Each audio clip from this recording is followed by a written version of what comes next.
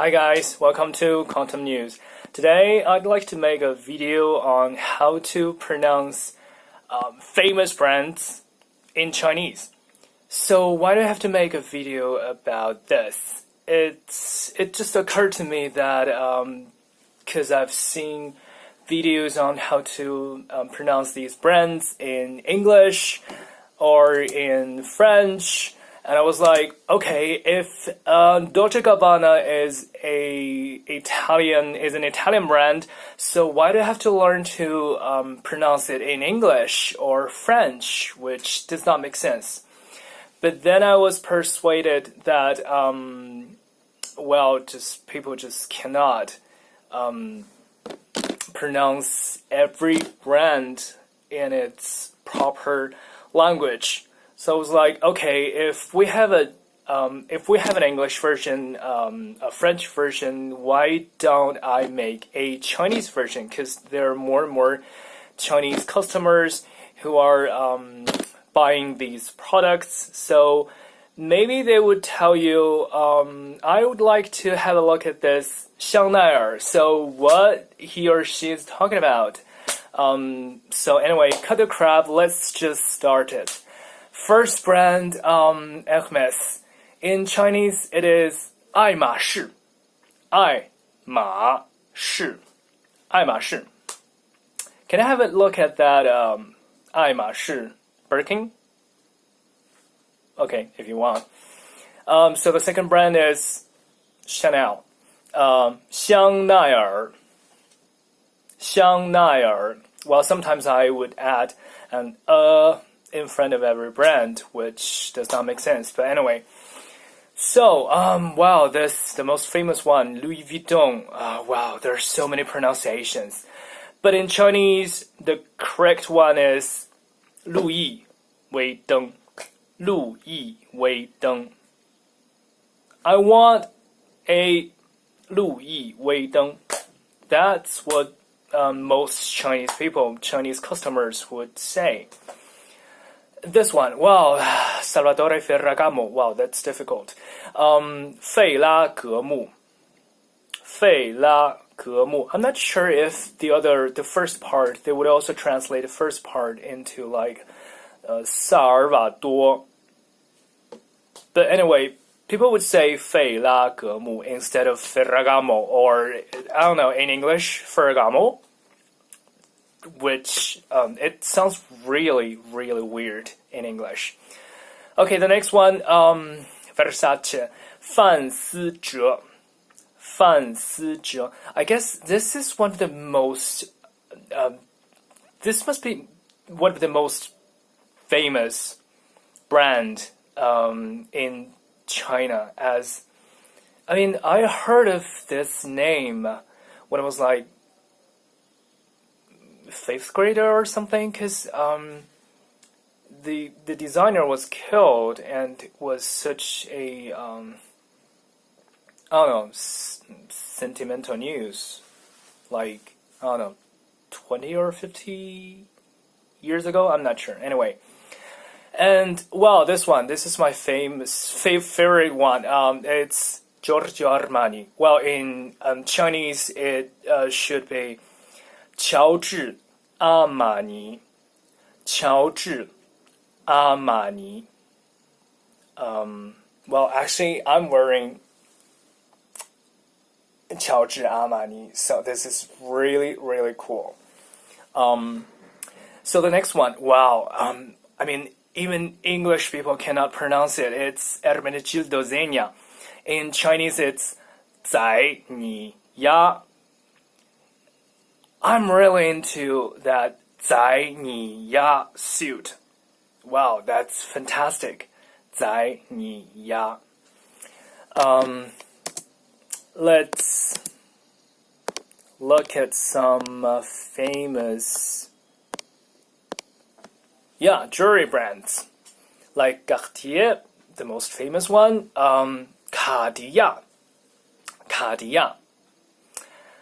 And this one, it's difficult because it's a French brand, and in French they pronounce it Van Cleef Arpels, but actually I'm not sure if it is Dutch or Flemish, so which I cannot pronounce. But anyway, in Chinese, I'm confident of my Chinese pronunciation. So it is 凡客雅宝，凡客雅宝. All the influencers must have a 凡客雅宝 jewelry. This one, I'm not sure if it is a watch brand or maybe they have both watch and jewelry. Well, Boucheron. Well, in Chinese it's 宝诗龙. 宝诗龙. Next one is easy in English because it's an English name, Harry Winston. But in Chinese it's 海瑞温斯顿. 海瑞温斯顿. It happens that it coincides, the first part, Harry, 海瑞, coincides with a famous, what do you call this, judge throughout the Chinese history. So I'm not sure if there would be misunderstandings. But anyway, 海瑞温斯顿.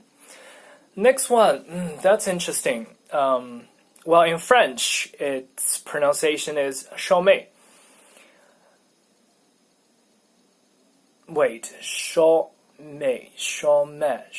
I'm not sure. But anyway, it sounds like a Chinese food. It's like a dumpling, but it's I like it better than dumpling. But anyway, in Chinese, it's 上美. The next one is a little bit difficult because I'm not sure which language it is originally. But anyway, I would pronounce it Bulgari. But in Chinese, it's 宝格丽. 宝格丽. Well, I'd like to own a 宝格丽 tie, but they're really extremely expensive. Anyway, the next one, well, Mont Blanc. It is a German brand with a French name. So the pronunciation, well, German people learn everything, so they would pronounce it in a French way, Mont Blanc, like in French. But in Chinese, it's 万宝龙. Well, if you only speak Chinese Mandarin, Mont Blanc and 万宝龙are not really, they don't really sound the same. But rather, Mont Blanc sounds like it's Chinese name in Cantonese pronunciation. That is 满宝龙, 满宝龙, 满宝龙, Mont Blanc, 满宝龙, Mont Blanc. It's funny. So funny, Tiffany, Tiffany. 蒂芙尼. But I guess somebody translated into 蒂凡尼, because this famous, the most stupid movie, Breakfast at Tiffany, they always translate it into 蒂凡尼的早餐, I guess. Anyway, famous watch brands, well, I like them, because most of them are in a French pronunciation, which is not easy for English speakers. The first one, Patek Philippe. Well, actually, this part is complicated because the first, it comprises of two family names. The first one, Patek, comes from, I guess it's a Polish name, so I don't know how to pronounce it in Polish. Patek, whatever. And the second part is a French family name, so it's Philippe. But anyway, Patek Philippe. But in Chinese, it's 百达翡丽. 百达翡丽. 我想要看一下那块百达翡丽鹦鹉螺，可以吗？ The second one, well, yeah, what comes after Patek Philippe is always Vacheron Constantin. In Chinese, it sounds a little bit weird. 江诗丹顿. 江诗丹顿. Why it sounds a little bit weird? Because 僵尸 in Chinese sounds like zombie. So it's a zombie Constantin. But anyway, because I guess it's translated by Cantonese people. And in Cantonese, if I'm not wrong, it's 江詩丹頓. it sounds really like 公司当蛋 in French. So the first part, vachon, or I heard Spanish people say vacheron, which is really, really, really hilarious. Anyway, so in the Chinese translation, the first part is omitted. Next one is, well, it sounds a little bit weird in Chinese, but anyway. The pronunciation, the original pronunciation is Piaget. Piaget. It sounds really, it does not sound agreeable in Chinese. Piaget, Piaget, Piaget. Anyway, I hope you don't understand Chinese.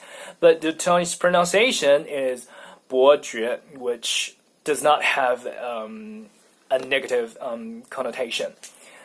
But rather, it sounds like a title. I'm not sure if the translation should be like a baron or duke, maybe. I'm not sure. But anyway, the next one is really complicated because most people cannot pronounce it correctly. I would pronounce it like Jaeger le Goult. But actually, the first part is really complicated. In French, because it's a French family name, it's Jaeger. Jaeger.